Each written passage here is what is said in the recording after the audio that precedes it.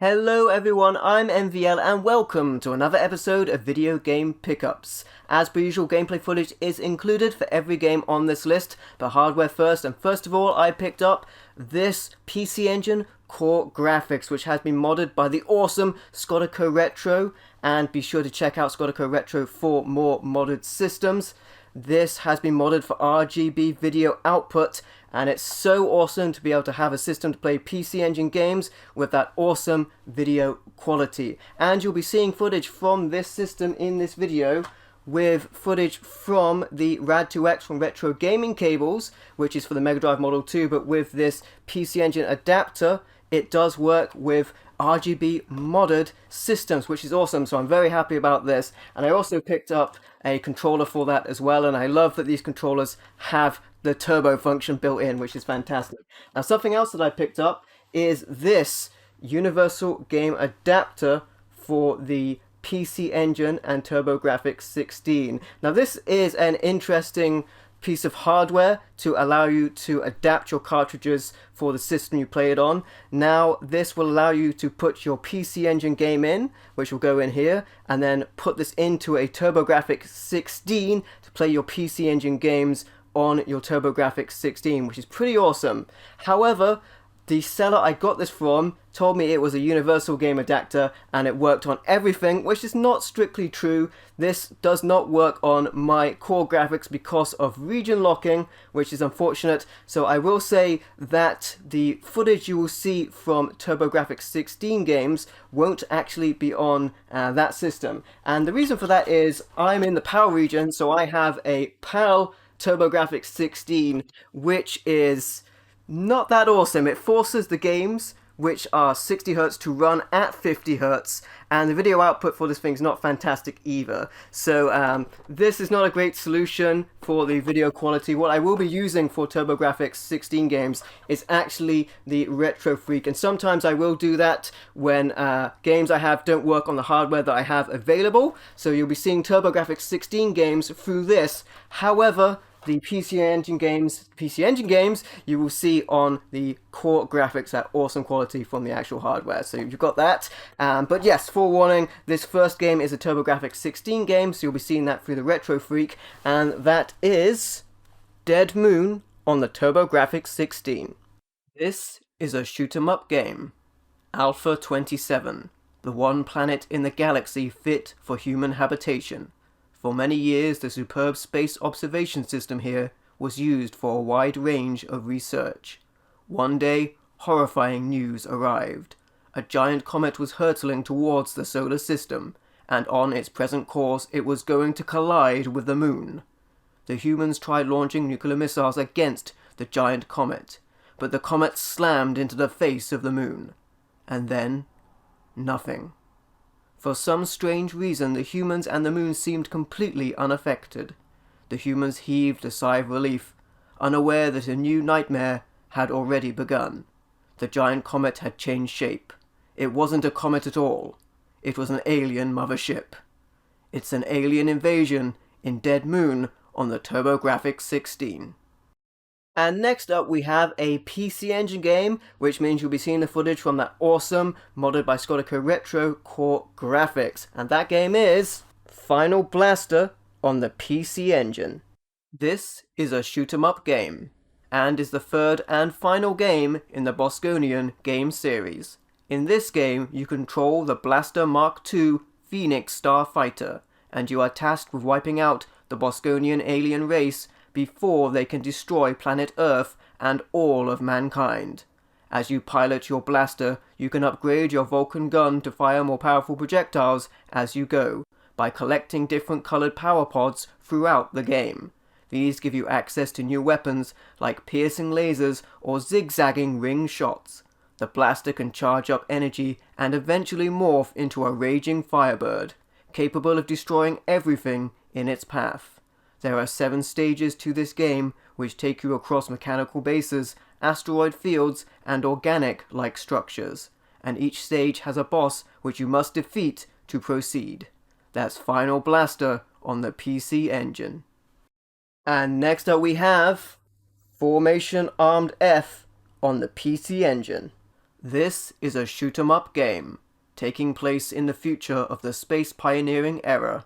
A mysterious point in the galaxy, known as Point X1Y7Z94, is accidentally discovered, which suddenly opens up and engulfs the stations nearby. All radio transmissions are silenced by the unknown, but violent forces on the other side of the point show the energy capable of opening a black hole. The Milky Way Federation sends the latest developed starfighter in their fleet, the Voyager RC-30, to Point X1Y7Z94 to investigate the area and eliminate the forces responsible for the events.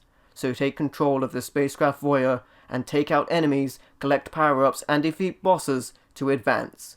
That's Formation Armed F on the PC Engine.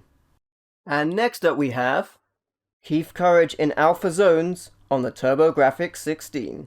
This is a platformer.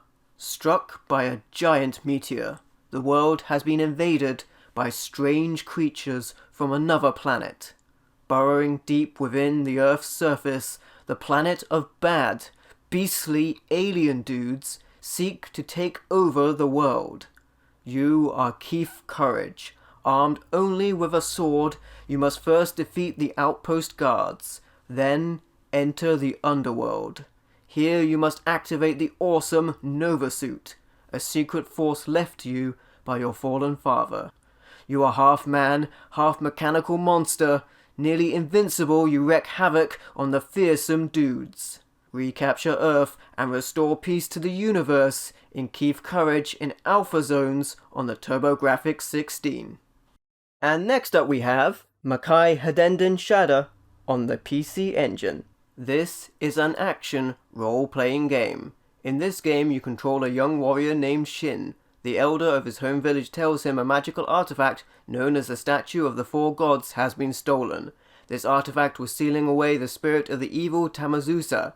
To prevent Tamazusa's resurrection, Shin must find 7 other warriors. Only when they are united can the evil be defeated once and for all. I will also add that a translation patch for this game is available online. Right now you are seeing footage captured of the actual game from the modded core graphics, but I'm going to switch to emulated gameplay right now from the Retro Freak, so you can see the translation patch in action, which would allow you to play the game in English. That's Maki Hadenshin Shada on the PC Engine. And next up we have World Court Tennis on the TurboGrafx 16. This is a tennis role-playing game. It's your serve. Whop! The ball clears the net at 100 miles per hour and raises a little dust just inside the chalk line. An ace? No. Whop! Your opponent returns with a powerful backhand that kills your plan of charging the net. No matter how you play, with up to 3 friends, singles, doubles, or against the computer, World Court Tennis will tax your endurance and test your skills with action that's fast and furious. Just don't scream at the line judge. He's never wrong. Your tennis quest begins in World Court Tennis on the TurboGrafx 16. And next up we have WWF No Mercy on the Nintendo 64. This is a wrestling game. Jump into the ring with the biggest, baddest jabronis around and experience brutal action never before seen in a console game. This game contains new match types and new game modes. You can take on the entire federation in survival mode and also take the action outside the ring in 10 different backstage areas. There are new double team moves and the game includes over 65 WWF superstars to play as. So wreak havoc on the Federation in WWF No Mercy on the Nintendo 64. And next up we have another wrestling game that actually precedes No Mercy, and that is WWF Wrestlemania 2000 on the Nintendo 64. This is a wrestling game, and this game boasts tons of game modes, including multiple match types, Road to WrestleMania, and the ability to create your own events. There are more than 50 WWF superstars to play as in this game, allowing you to perform thousands of signature moves, taunts, and mannerisms. The characters have complete entrances and theme music, and you can also create your own wrestler with custom moves, costumes, and fighting styles. The official Nintendo magazine gave this game 91%, saying it's the best wrestling game to hit the N64. That's WWF Wrestlemania 2000 on the Nintendo 64. And next up we have a game I already had on the PlayStation 2, but there's another version of this with entirely different graphics on the PlayStation 1, and that is Alone in the Dark, The New Nightmare on the PlayStation 1. This is a survival horror game. From the moment Edward Carnby and Aline Cedric set foot on Shadow Island, they are confronted by mysterious, evil creatures intent on thwarting their progress to recover 3 ancient tablets believed to hold the secret key to some incredible menacing phenomena. Fears threaten from every corner. The slightest shadow could be hiding deep secrets or concealing worst nightmares. This game boasts a gripping script that goes beyond your imagination. The game has over 20 characters in a chilling atmosphere, deep in cinematographical production and realism. And the game features 2 totally different but equally terrifying adventures combined in one, with a different story for each character. I also have the PlayStation 2 version of this game, which was a European exclusive. And as you can see, the PS2 version has different graphics, but I think they both look good in their own way. Can you see beyond your fear in Alone in the Dark, The New Nightmare on the PlayStation? And finally we have Incredible Crisis on the PlayStation 1. This is an action game. The severe fun of Incredible Crisis is all about maintaining your sanity as you help Teno's family get home in time for Grandma's birthday. It's a happy day and the worst day of their life, as they endure hundreds of hilarious and cardiac arrest-inducing dilemmas.